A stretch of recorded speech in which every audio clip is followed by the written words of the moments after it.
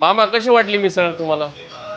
मिसळ मी साधारण जेवढी मिसळ खाल्ली इथून पाठीमागं बाकी सगळ्या मिसळ खायचं बंद केलं, फक्त इथं आल्यावरतीच मिसळ खातो मी. क्वालिटी कशी वाटली, क्वांटिटी वगैरे काही जेवणात मध्ये काय बदल करायचा मिसळीत? आणि बदलची काहीच गरज नाही आहे, एकदम मस्त क्वालिटी. सर्व्हिस कशी वाटली? सर्विस एकदम छान वाटली, मस्त सर्विस देतात. दादा तुम्हाला कसं वाटलं नाही एकदम भारी, क्वालिटी? एकदम भारी.